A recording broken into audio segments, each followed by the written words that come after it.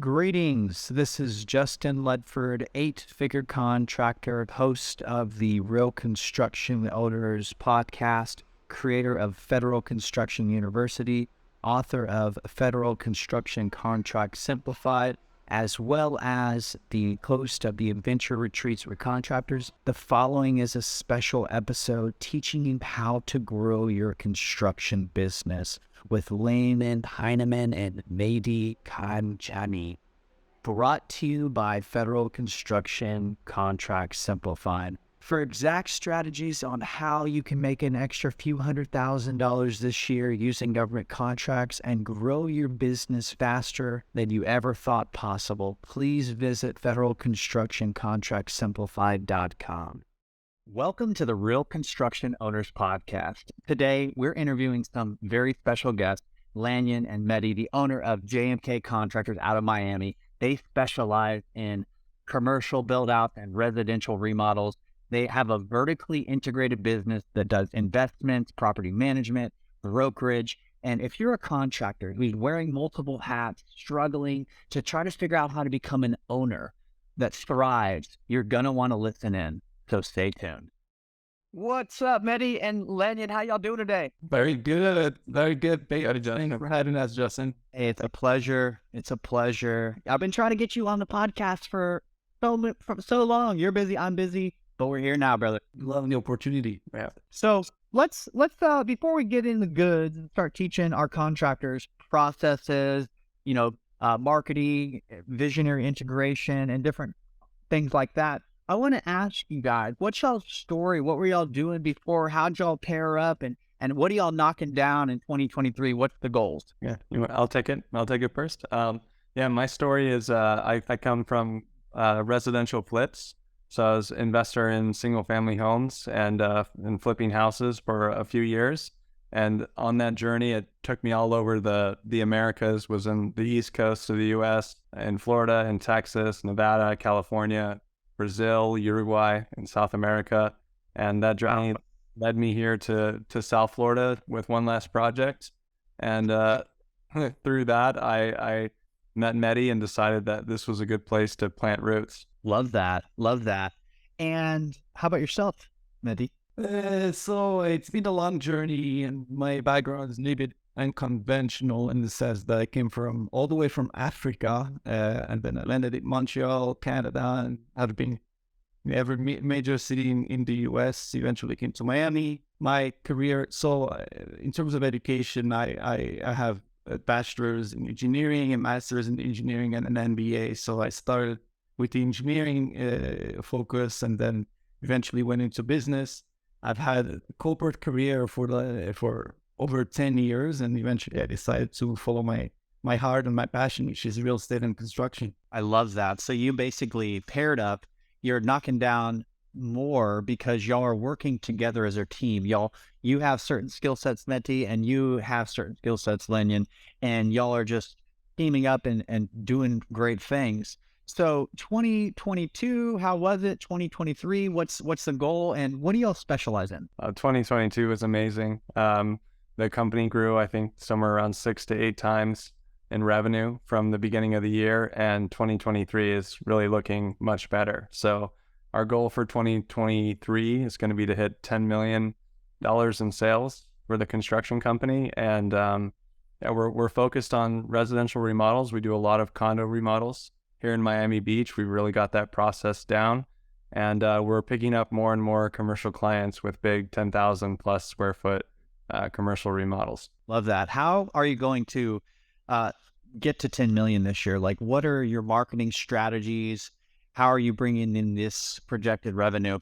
I can take that way. Essentially, we see 3 pillars of activity to get there: the marketing, then the sales, and the production. So we're focusing on each one of these segments and trying to optimize them.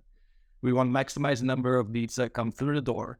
We're very picky with the customers that we work with, and I think that's something we've gotten better at. Early on, we're just opening the door to everyone, whereas now, when a customer tries to work with us, we interview them just as much and make sure we have the right fit. So these leads come through the door, and then we have a sales machine that's very well structured, a well-defined sales process where we take the leads and then we eventually convert them. I think we have had a very good success converting leads in general, and I think we bring in to the table a lot of professionalism and structure that customers appreciate, and they're willing to pay a premium for that. And then eventually, when you take a customer through the door, we need to execute. So production is key. We've continuously tried to streamline our project management, project planning. We're happy we where we are right now. I love this. This is good stuff. So regarding sales machine and sales process, how would you say yours is unique? Because it sounds like you do a good job interviewing your clients and making sure they're the right fit for your company. But what does that look like, and what does the sales process look like? Yeah, no, the sales process, we have several touch points with the customer, with the lead from the time they come through the door, whether it's the appointment setting and then working on the estimating, and then following up, making sure they've received it after we've sent them the estimates, and then making sure that they have all the information you need to make a decision. We also consider that as an opportunity for us to educate them on what they're trying to achieve and try to kind of consult with them to make sure that they're equipped to make the best decisions for themselves. But we've defined the different touch points throughout that process, and they're automated. We're leveraging a platform called Monday.com, and we go through that process. We make sure that we're optimizing these interactions. I love that. So once you sell the job, these residential condo flips, I mean, the appreciation in Miami, I could see why somebody would want to, spend 20, 30, 50, I don't know. What is y'all's average order for a residential remodel? 70 plus 70 to 150, somewhere in that range. Nice. And the reason is because it's an ROI for them. Like they appreciate it, then they can refinance and pull all money out and get another asset. So with that being said, once you close the deal, what does your production look like? As soon as the deal closes in our system, it triggers a bunch of actions to happen. So we start a documentation process and we start a coordination process. So the documentation process is everything that needs to happen, inside the company and externally with the city, with our permit runner, with our architect and engineer, with the HOA of the building, whatever parties need to be involved, whatever documents need to be signed and submitted. It's all an automated process that happens within our Monday.com platform. And then, so that runs in parallel with our coordination process, which is coordinating the subcontractors, materials and labor and equipment, and timelines that we're going to need to know in order to execute the job. So we do this all while we're running permits, while we're waiting for, to get that approval back from the city. We're lining up all these variables so that the moment the permit arrives, we can get out, into the unit and start executing. Yeah, and we document each step of the way. And as you enter the information in Monday.com, you have timestamps. So we're able to look back and see how long it takes for us to execute each step. And each step of the way also, we are making sure that there's an owner that is accountable for the execution. Love that. Now, regarding the structure of your business, you have always a visionary, an integrator, and then you have like a service manager, a production manager, operations manager, and a growth manager or marketing or recruiting. Could you walk us through that structure in your business? So contractors listening in who have not made it to your level can be like, okay, I need to do that right there. Yeah.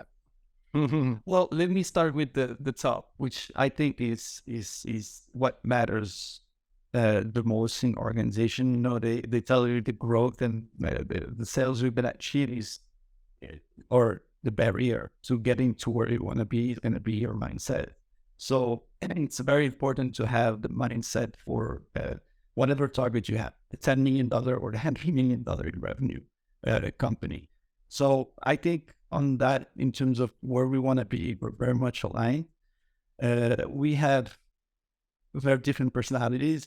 Yeah, we look different. Right. Lords. Yeah. No, I'm kidding. But and which is,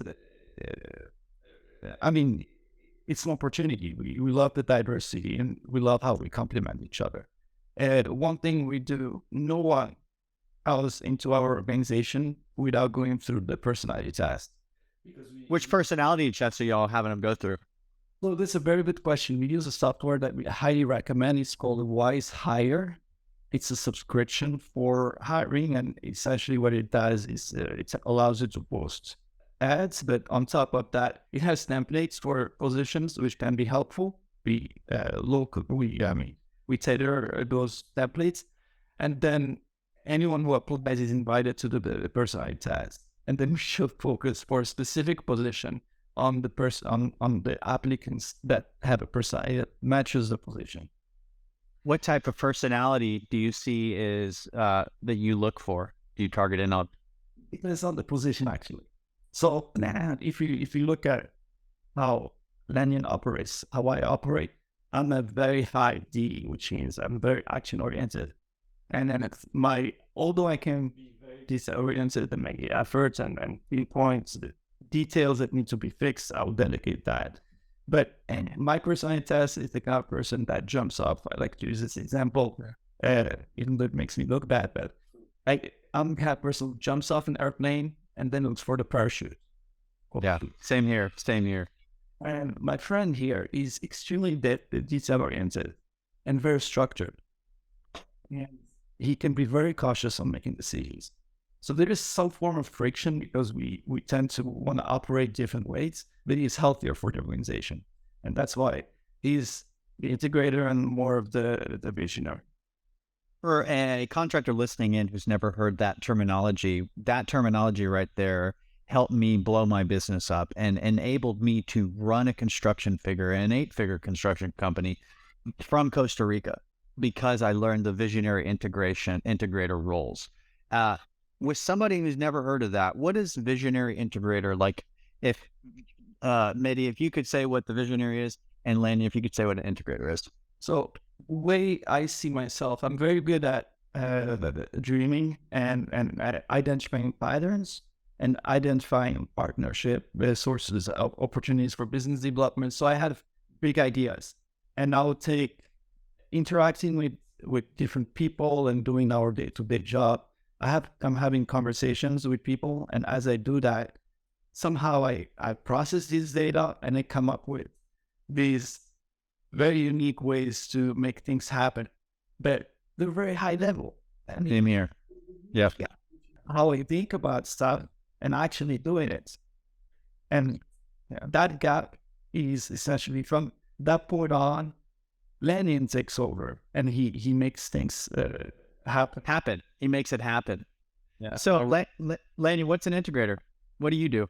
Yeah, so my role is to try to handle all of these visionary ideas that Mehdi gives to me just on the daily basis and sort of parse through them and pick out which ones are feasible based on the resources that we have available at the time. And then figuring out downstream what's going to happen. How is this going to impact the business?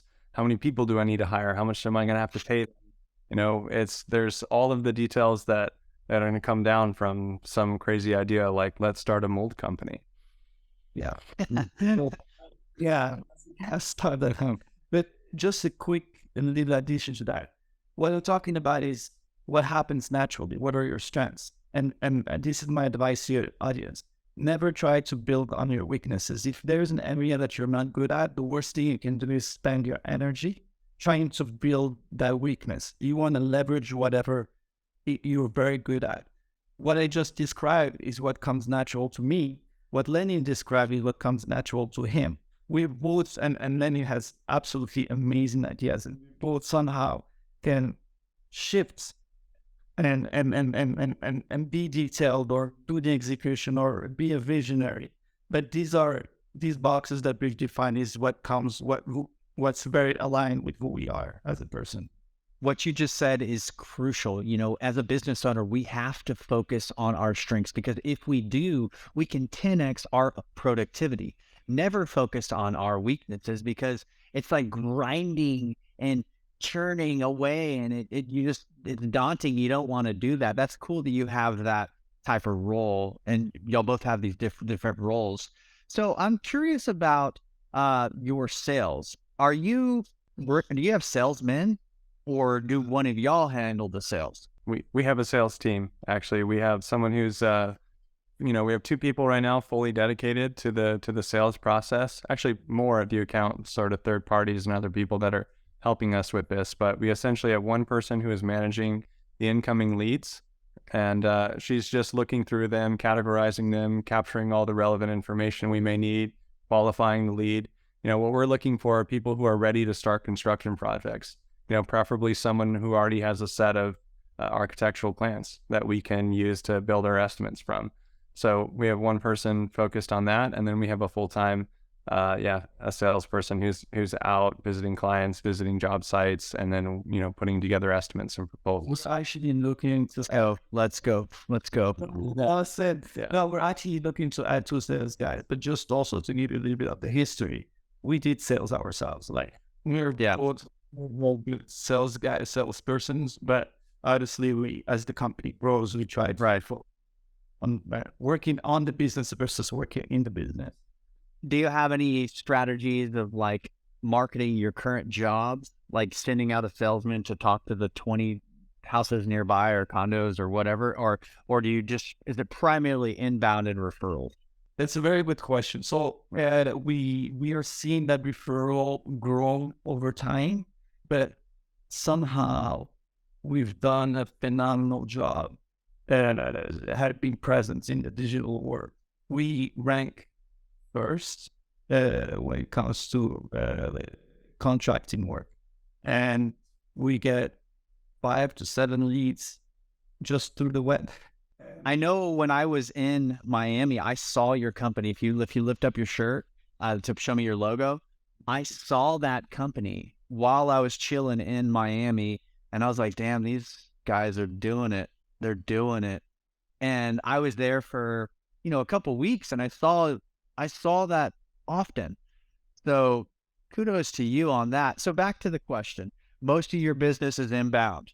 You haven't put a outbound process in your company yet. So not yet, but I'm gonna tell you, because I want to add as much value to your audience as possible. Last night, as early as last night, I was in the office until 10 because we try to allocate these hours where we are 100% focused on getting our business to the next level.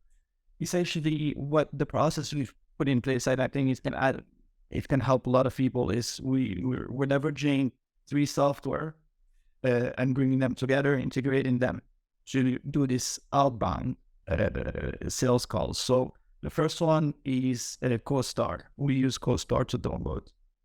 CoStar. Yeah. What is CoStar? CoStar is a commercial real estate database that essentially we're able to call property managers or property owners and offer our services. And this is an outbound activity. So I love that. That's good. That's value right there. Okay. And then from that, we download a database that we upload to MojoDialer.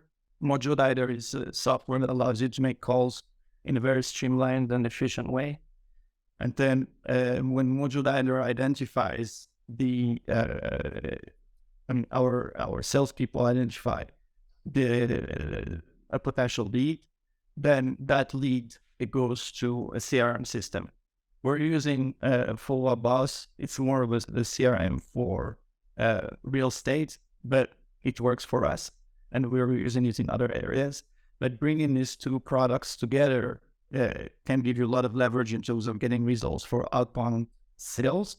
And the people we hire to do the calls, they're remote salespeople that speak very good English, based in Colombia and other places, and they essentially have a quota number of calls to make. And then they just give us these appointments, and then we go to the appointments, and we can tune up the different offering and give them scripts based on what we're trying, the GC service that we want to sell.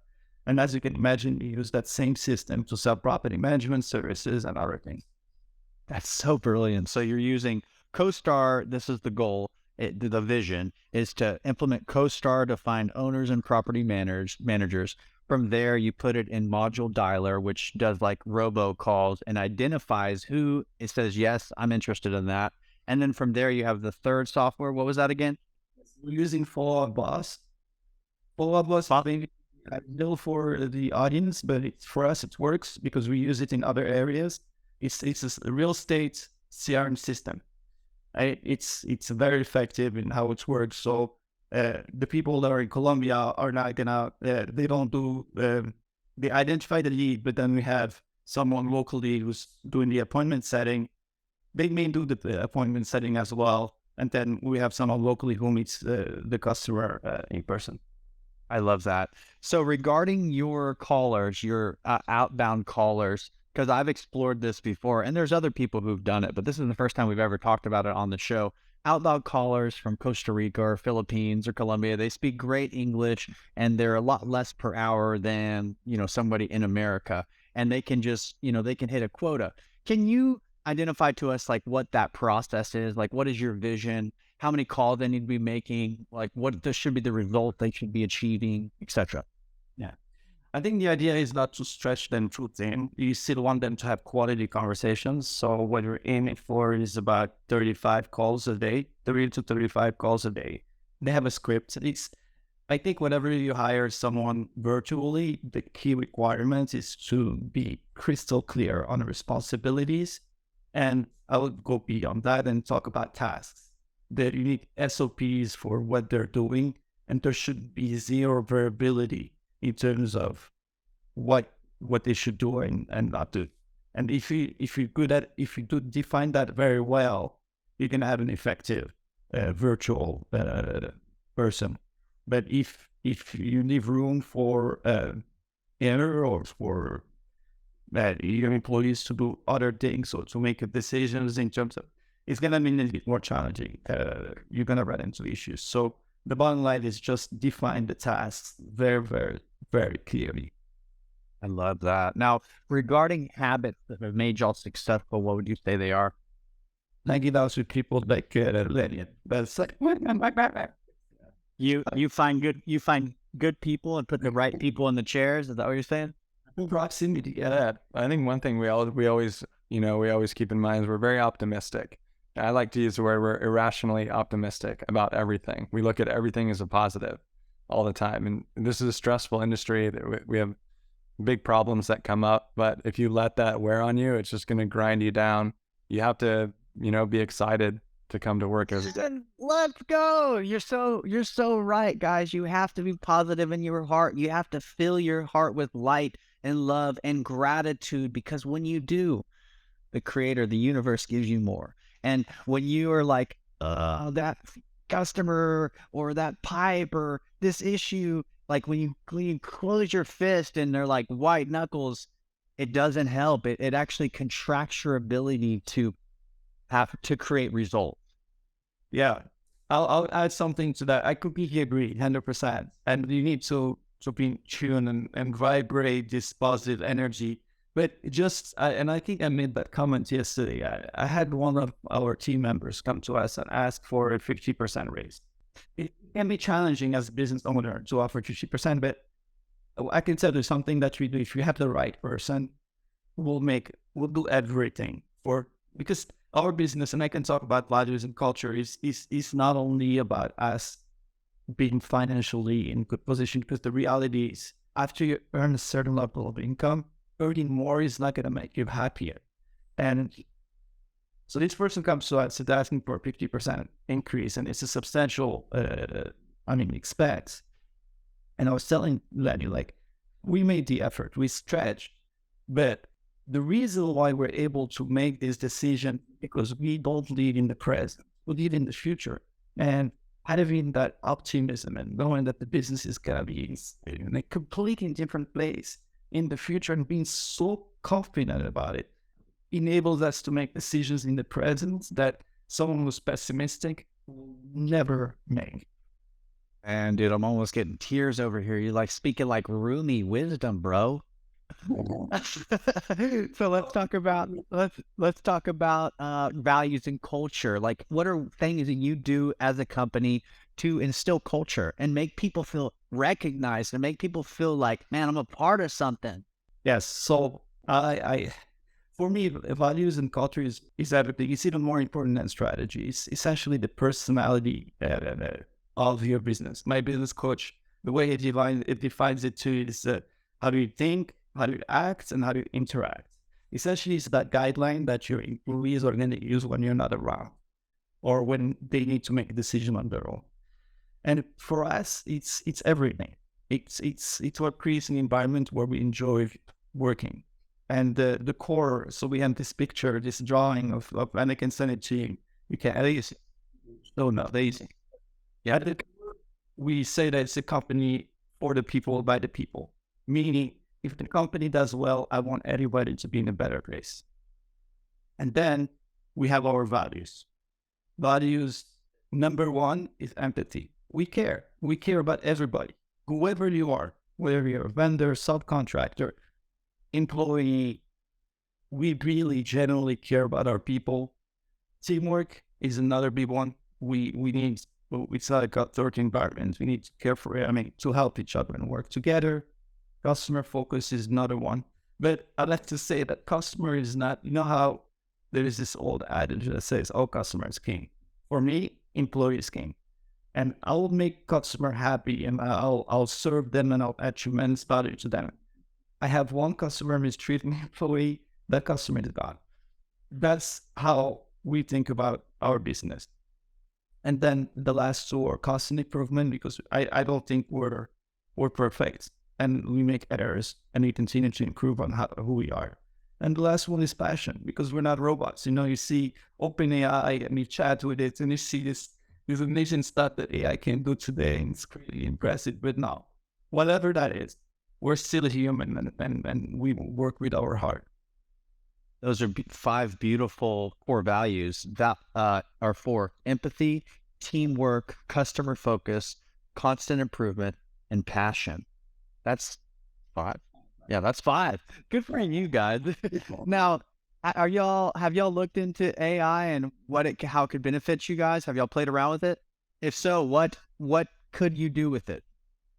Man, what can't you do with it? Honestly, there's so many things. We were just looking at it this morning because we're always trying to optimize our presence online and rank higher in SEO. So one thing that we're doing is thinking through topics that we can blog about. So we just went on OpenAI and said, hey, give me 50 topics that I can blog about for our property management business. And what do you know? 2 minutes later, we've got 50 great topics. And then you can take it one step further and ask it to write a blog post on each one of those topics. And so now you have 50 new pages to your website with just some photos and links and editing and bam, and all of a sudden you'll rank higher in SEO. Wow. You just like blew my mind, dude. I really need to figure this out. Like, next time y'all are playing on it, screen record and send it to me, because I need to do that. I own a storm restoration business. We specialize in insurance claims after hail and hurricanes, and I need to do what you guys just said. Yeah. And thank you for that. So do you have, you guys, who's doing that? Is that you, Lanyon, who's going to implement that and put that into your website, or do you have somebody else? It'll be my assistant that'll do that. But yeah. Don't you just love having a team of people who can get stuff done for you, and they're happy because they're helping you and it's helping them, and it's like a symbiotic relationship. Now, everybody's rowing forward on y'all's ship, this massive business y'all are building. But then you see somebody dragging the oar and you see it start to go off course. So what do you do? What do you do? How do you find those people, and what do you do? Such a good question. Yeah. A timely question. I know. We say we like to hire slow and fire fast. So as soon as we recognize that somebody's not, they're not on the ship with us, they're not rowing in sync with the rest of the team, it's time to immediately talk to them about it and try to course correct. And if you don't see that happening quickly, it's remove that person. Yeah, it's still ideal, to be completely honest with you, because we've learned it the hard way, and they tell you like you better when you look back and never tell yourself, oh, I shouldn't have fired this person. It's when there is misalignment, it's important to take action sooner than later. Man, that's so relevant to what I'm dealing with right now.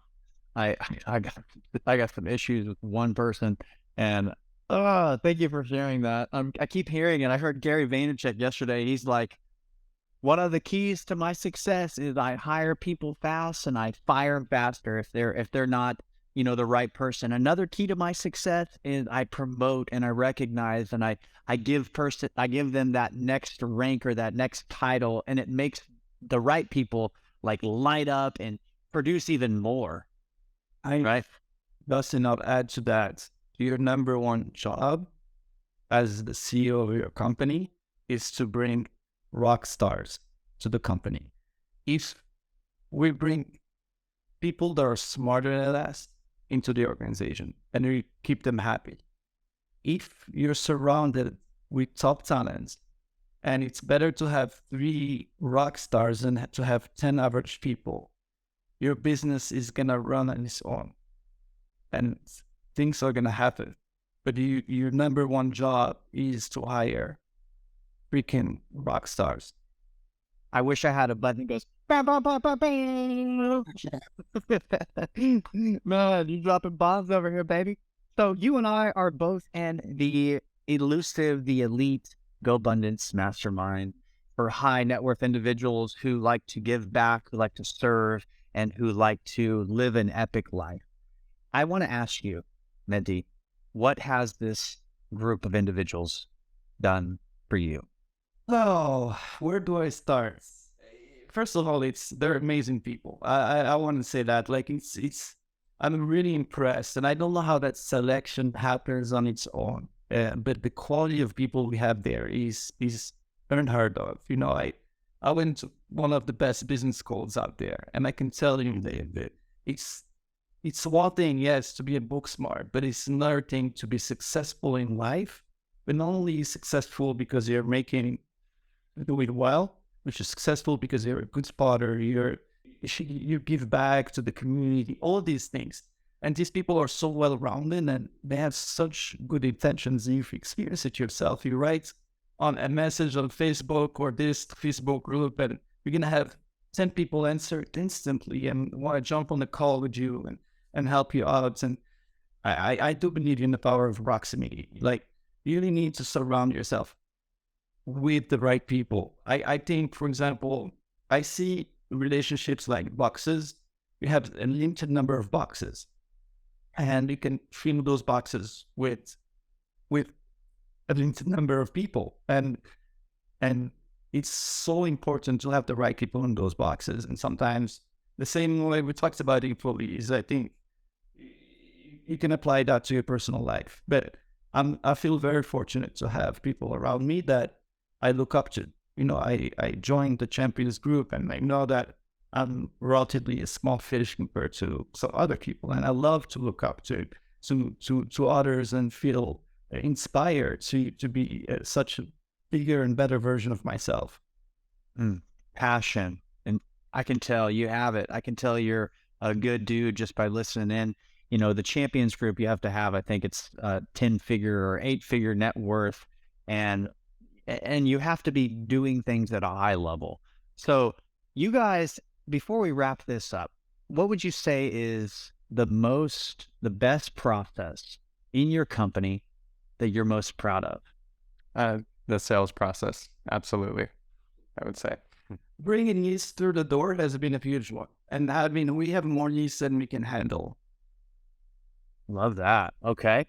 And you are doing, JMK has 3 different avenues. Y'all do investments, y'all do property management, and you also do brokerage. Could you break those down? Like what does each do? So property management, essentially people buy properties, owners, investors, we take over those properties and we run them for them on their behalf. We like to say that we take care of your property so you can take care of your bucket list. And then on the brokerage, we have realtors that are doing transactions, sales, or rentals, and they also service the properties that we manage. And then on the investment, we focus on value add, multifamily properties primarily. So, but especially when it's local, we have all the resources available to turn things around fairly quick and effectively and create value. And then the GC/maintenance reasons that we've been talking about. If you were to give a contractor listening in one piece of advice for growing their business from both of you guys, what would it be?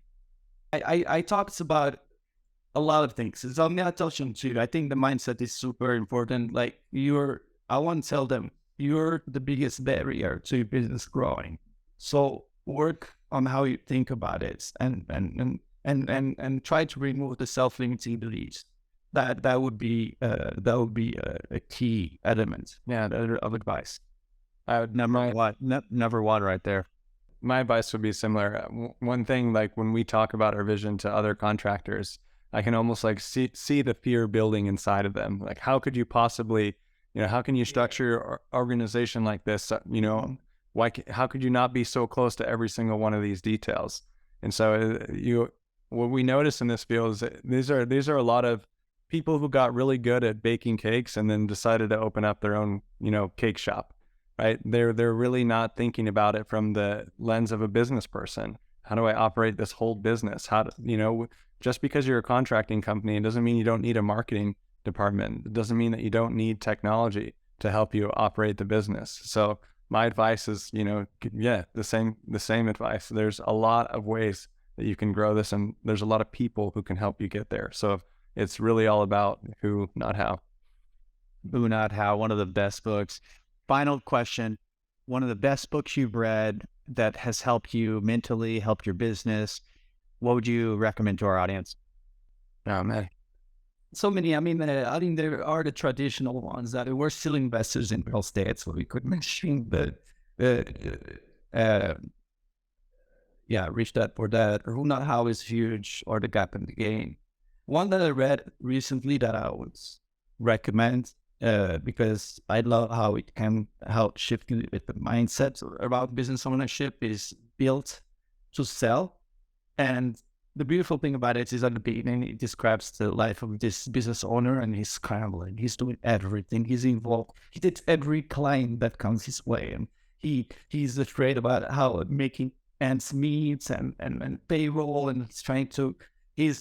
He tries to keep all his employees happy, and he's afraid to lose them because if he loses them, he can't meet his commitments. You read it and you're like, oh wow, that was me, and it's such a stressful position to be in. But eventually, it's a story, and he starts talking to this coach, and the coach teaches him on how to make his business sell. It doesn't mean you want to sell the business. It just means you can create a business that is not dependent on you. And one thing that we like to say all the time is we don't want to have a people-dependent business. We want to have a process-dependent business. So that's what it works towards. Another bomb right there, baby. How about yourself, Lanyon? I think the one that shaped me the most was The E-Myth by Michael Gerber. This is my favorite business book. We read, Mehdi and I share a lot of the same books. We read them together and we talk about them, and we try to implement a lot of the tools, from those books into our business. It's one of the key things we do together that I really enjoy. But that E-Myth book was so foundational in me understanding, how to structure the business. I would recommend it. Love that. So contractors, if you're listening in, or investors, if you're listening in and you need a quality contractor that can get your stuff done, or if you want to do a teaming agreement and work with these guys, you can tell just listening to them, they're honest, they have integrity, they put people first. If somebody wants to get a hold of your company, Mehdi and Lanyon, how can they get a hold of JMK Contractor out of Miami? They can find us at our website, jmkcontractor.com, and then we're present in social media. We monitor the messages that come in, and what else? The phone number. The phone number. The best way is really just to go on jmkcontractor.com and just click request a quote or request an appointment, and you'll reach out to my sales team, and eventually you'll get to me, and we'll be able to see if we can do some work together. The business phone number is 305-890-4953. But we're open. Yeah. I was just going to say, we want other people to do well. So we're open. If you reach out to us, just specifically mention you heard us on Justin's podcast, and we're more than happy to jump on the call and see how we can consult with you and help you resolve some of your issues as a GC. Mehdi and Lanyon with JMK Contractor out of Miami. Guys, thank you so much for being on the Real Construction Owners podcast. I look forward to extending this your way and potentially doing business with you all in the future. Peace. Thank you, Justin. I hope you enjoyed this episode presented by Federal Construction Contract Simplified, the book. If you found this episode helpful and inspiring, please consider subscribing to this channel and leave me a comment below and supporting my vision by getting your copy of my book, Federal Construction Contract Simplified.com. I look forward to dropping more value in the near future and connecting with you soon.